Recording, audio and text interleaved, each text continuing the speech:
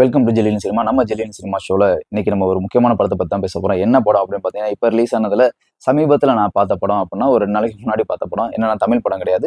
நம்ம அங்குசம் பார்த்தீங்கன்னா, தமிழ் சினிமாவில் ஆரம்பித்து தெலுங்கு, கன்னடம், இது மாதிரி மலையாளம் அப்படின்னு சொல்லி தமிழில் ஆரம்பித்து இந்திய சினிமா வரைக்கும் பேசியிருக்கோம். இந்திய சினிமாவையும் தாண்டி இப்போ உலக சினிமா வரைக்கும் போயிருக்கோம்.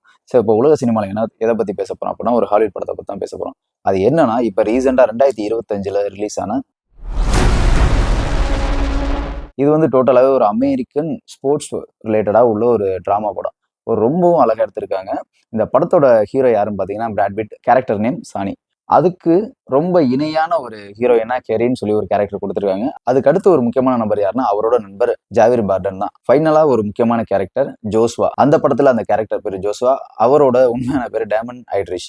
இந்த படத்துல இவங்க 4 பேர் தான் ஒரு மெயினான பில்லர்னே சொல்லலாம். இது என்ன ஸ்டோரி அப்படின்னு பார்த்தோம்னா, ஒரு F1 கார் பந்தயத்துல ஒரு ரேசர் ஒரு டீம் முன்னுக்கு கொண்டு வரதுக்கும் ஒரு கப் அடிக்கிறதுக்கும் எவ்வளவு முயற்சி பண்றான், அந்த டீமோட ஒட்டுமொத்த உழைப்பும் சரி, அந்த ரேசரோட உழைப்பும் சரி எந்த லெவல்ல இருக்கு அப்படின்றத ரொம்ப அழகா காட்டியிருப்பாங்க.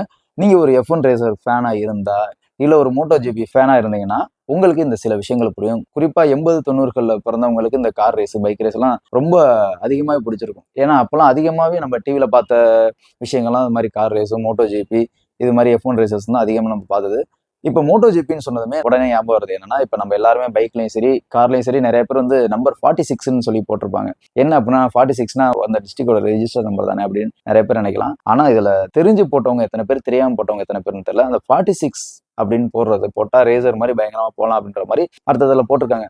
அந்த 46 போட்டதுக்கான அர்த்தம் என்னன்னா, அந்த 46 நம்பருக்கான ஓனர் யாருன்னா, இட்டாலியன் ரேசர், அதாவது MotoGPயோட இட்டாலியன் ரேசர் வேலண்டினா ரோஸ். அவர் ஒரு பயங்கரமான ஒரு ரேசர். அவரோட பைக் நம்பர் வந்து 46. ஸோ அதை தான் இப்போ நம்ம இளைஞர்கள்லாம் நிறைய பேர் கார்லையும் பைக்லையும் போட்டுட்டு இருக்காங்க.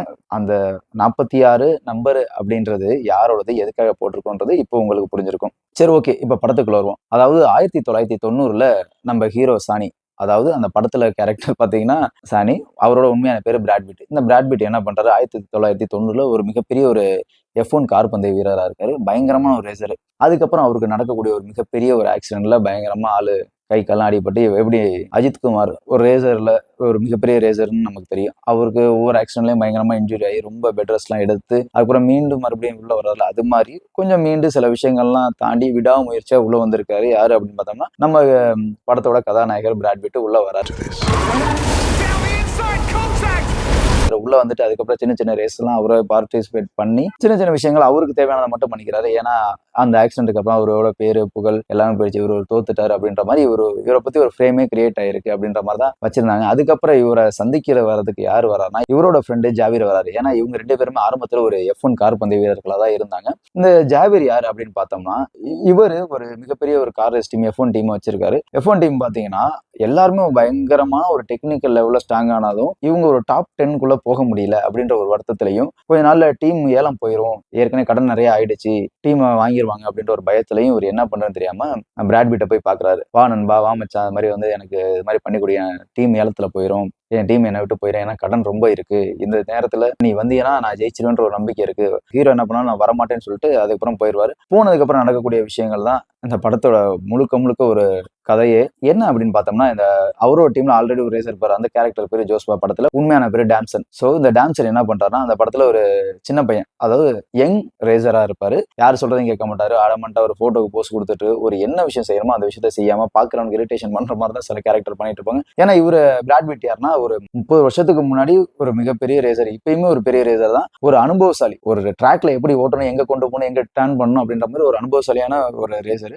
அவரு சொல்றது இவன் கேட்காம, இவன் சொல்றது அவரு கேட்காம மாத்தி கொஞ்சம் கிளாஷ் ஆகிட்டே இருக்கும்போது அதுக்கப்புறமா ஒரு கட்டத்துக்கு மேல ஒரு முடிவுக்கு வருவாங்க. ஏன்னா இந்த படம் பாத்தீங்கன்னா முழுக்க ஒரு சுவாரஸ்யமாவும் ஒரு போரே இல்லாம கொண்டு போயிருப்பாங்க. ஏன்னா அந்த லெவல்ல டெக்னிக்கல் ரொம்ப ஸ்ட்ராங்கா கொடுத்துருக்காங்க. கேமராமேனா இருக்கட்டும், இல்ல எடிட்டிங் இருக்கட்டும், இல்ல சவுண்ட் எஃபெக்ட்ஸா இருக்கட்டும், VFX இருக்கட்டும், எல்லாமே பார்த்தோம்னா அந்த அளவுக்கு எந்த லெவல்லையும் ஒரு குறை சொல்லாத அளவுக்கு நல்ல ஸ்ட்ராங்கான ஒரு டெக்னிக்கல் டீமா இருக்கு. நம்ம தியேட்டர்ல உட்காந்து பார்த்தா மட்டும்தான் இந்த படத்தை நீங்க ஃபீல் பண்ண முடியும். சவுண்ட் ஒன்னொன்னுமே பார்த்தோம்னா ஒவ்வொரு ஃப்ரேமுக்கும் ஒவ்வொரு இன்ச்சுக்குமே சவுண்டு வித்தியாசமா பர்ஃபெக்டா இருந்தது. அதே மாதிரி எடிட்டிங்கோட கட்டிங் லெவலும் பயங்கரமா இருக்கு. சினிமோட்டோகிராஃபி சொல்லவே தேவையில்ல, அந்த அளவுக்கு பண்ணிருக்காங்க. அவ்வளோ டெக்னிக்கல் ஸ்ட்ராங்கா பண்ணிருக்காங்க.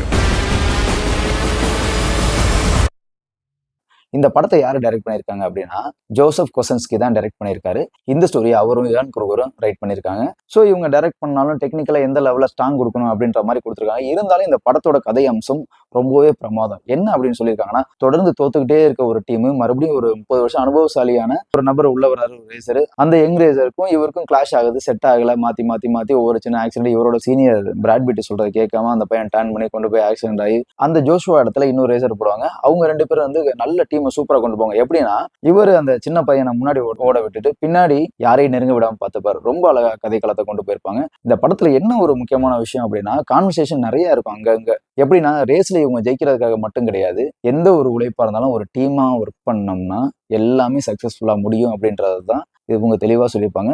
ஆனா இந்த படத்துல எப்படியெல்லாம் தோத்து ஒவ்வொரு கட்டத்திலையும் மாத்தி ஜெயிக்க போற மாதிரி தோத்து கடைசியா இவங்க கப்பை அடிக்கிறாங்களா இல்லையா அப்படின்றதுதான் முழுக்க ஒரு கதைக்களமாவே இருந்துச்சு. இந்த படத்துக்கு ரேட்டிங் கொடுக்கணும் அப்படின்னா நம்ம 10க்கு 9.6 கொடுக்கலாம். அந்த அளவுக்கு ஒரு பிரமாதமான ஒரு படம், நல்ல டெக்னிக்கல் லெவலே நல்ல ஸ்ட்ராங்கான ஒரு படம், நல்ல விறுவிறுப்பா கொண்டு போச்சு. ஏன்னா இந்த படத்தை நீங்க ஒரு டைம் மட்டும் பார்க்க முடியாது, 2 டைமும் 3 டைமும் கண்டிப்பா பார்க்கக்கூடிய அளவுக்கு ஒரு சுவாரஸ்யம் நிறைஞ்ச படமா தான் இருக்குது. குறிப்பா ஒரு ஸ்போர்ட்ஸ் லவருக்கும் ரேஸ் லவர்ஸ்க்குமே இந்த படம் ரொம்பவும் பிடிக்கும்னு நினைக்கிறேன். மீண்டும் நம்ம அடுத்த ஜில்லுனு சினிமா ஷோல உங்களை சந்திக்கும் போது நான் உங்களுக்கு